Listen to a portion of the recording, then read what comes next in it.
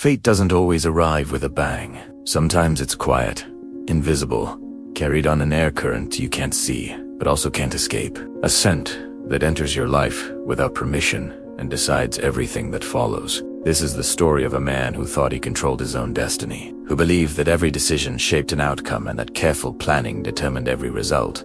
Until a fragrance proved him wrong. It showed him that some things decide for you. They choose your path before you even realize you're walking it. This is the story of a scent that decided his fate, and how he never really had a choice in the matter. His name was Marcus, 37 years old, a financial analyst at a high-powered investment firm where numbers told stories, and those stories made money. He was exceptional at his job. He could read market patterns that most people missed, predicting shifts long before they happened. His entire reputation was built on control, on seeing the variables that others ignored, on never, ever being surprised.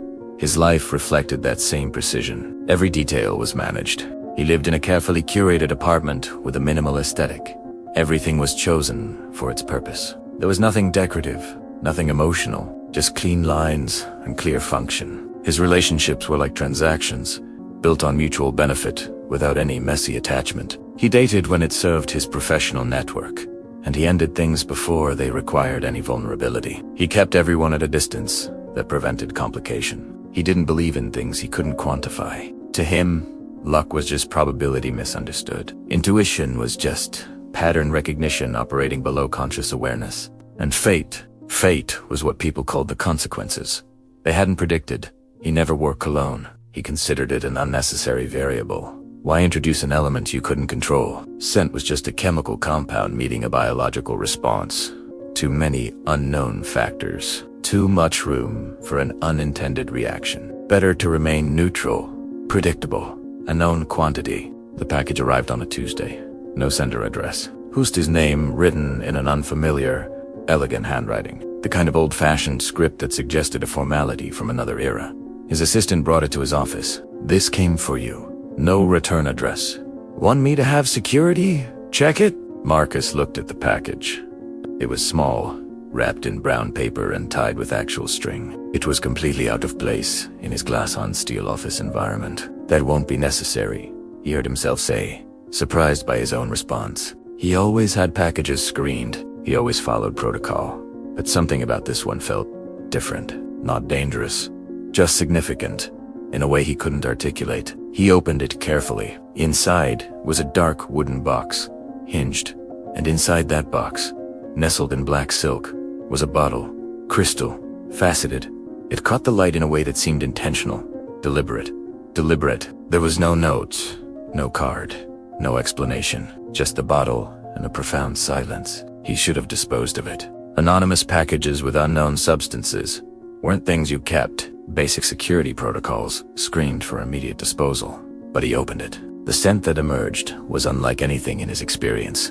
It wasn't cologne, not perfume. It was something older, more fundamental. It smelled like ambition, translated into a fragrance. Like power that hadn't been earned yet, but would be. It smelled like the future reaching back to mark the present. It smelled like inevitability. He closed it quickly and set it on his desk, trying to return to work. But concentration was impossible. The scent had released something into his office that refused to dissipate. Something that made the spreadsheet in front of him feel suddenly less important than the question of where this had come from. He took it home, telling himself he'd research it, identify its composition, track down the source, and apply his analytical skills to solving the mystery. But that night, alone in his apartment, he did something he couldn't explain. He applied Italiano, just a small amount, just to understand what it was, because the alternative was waking up to another perfectly controlled day in a perfectly controlled life. And something about that suddenly felt intolerable. On his skin, the scent was different, more present, more insistent. It didn't settle into the background. It remained a constant presence, like someone watching, like a pressure from a direction he couldn't identify. He slept poorly, waking with a sense that something was approaching, something he should be preparing for, but couldn't. In the morning, traces remained. He showered, used soap aggressively, but underneath it all, the scent persisted. It was as if it had absorbed into his very chemistry. At the office, his assistant noticed. New cologne. It's very distinctive. Marcus just deflected. But all morning, people reacted. Colleagues held his eye contact longer. Clients paid more attention on calls. His manager stopped by for a conversation that wasn't even about work. In the afternoon meeting, discussing quarterly projections, something shifted. Marcus was presenting his analysis, standard, competent work. Then he heard himself saying something he hadn't planned. We're looking at the wrong indicators. Everyone's focused on these metrics because that's what we've always tracked. But they're lagging data. By the time we see movement there, the real opportunity has passed. We need to be watching these instead. He pointed to patterns no one else was tracking, correlations that seemed irrelevant until he explained the connection. The room went quiet. His manager leaned forward. Why haven't you mentioned this before?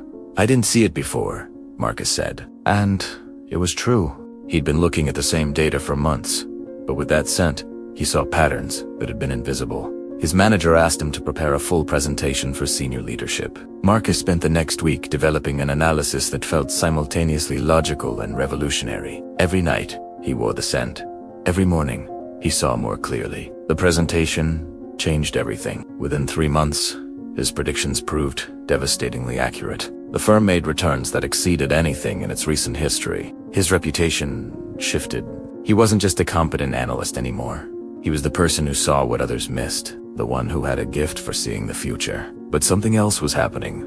The scent had become necessary. He tried going a day without it and felt blind, like his perception had been reduced. The pattern's gone. He reapplied it that night, and the relief was immediate. The sight returned.